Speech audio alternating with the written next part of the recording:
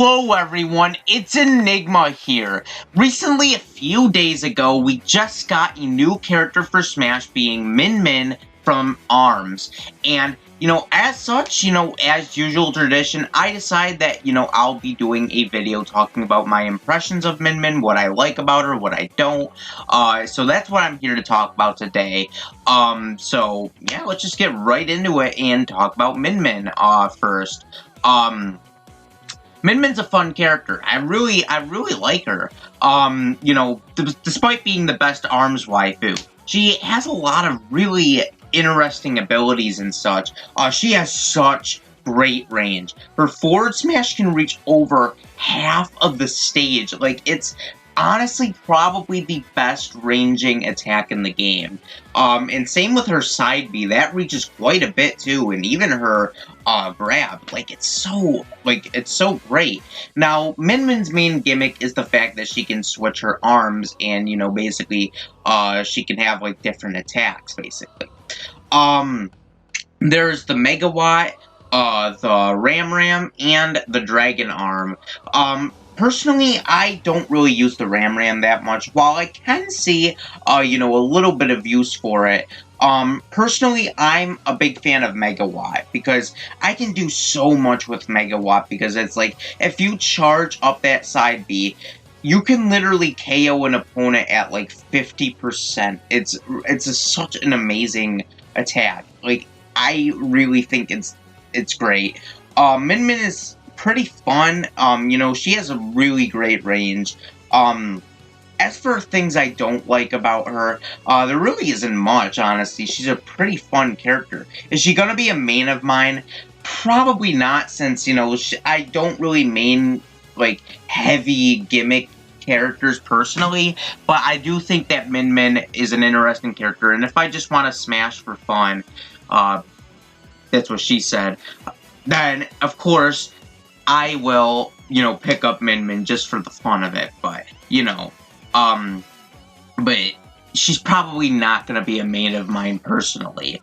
Now, her stage is Spring Stadium. Now, this was pretty surprising. If I were to think that they were to choose Min Min, I personally would have thought that they would have chosen Ramen Bowl, because that's Min Min's main stage in ARMS. But surprisingly, they went with Springman's main stage being Spring Stadium.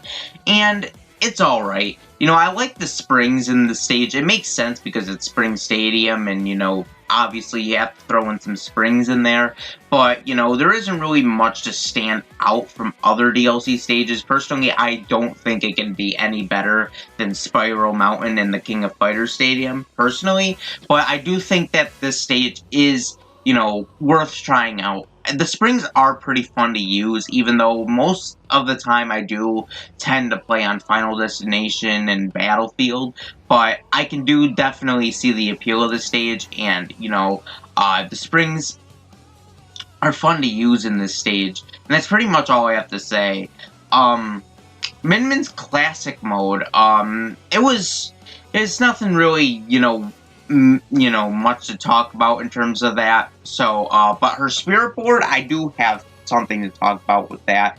And honestly, Min Min's spirit board was probably the easiest of the DLC spirits, in my opinion. I don't think easy spirits are that bad. It's definitely not, and you shouldn't hold it against it.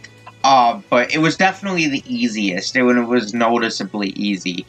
Even Max Brass, the Legend Spirit, only took me 2 tries to beat. Overall, this was a pretty easy spirit board, in my opinion, and, I beat it no problem. It's definitely not comparable to, Persona's and Dragon Quest spirit board, because there were some pretty tricky ones in those ones.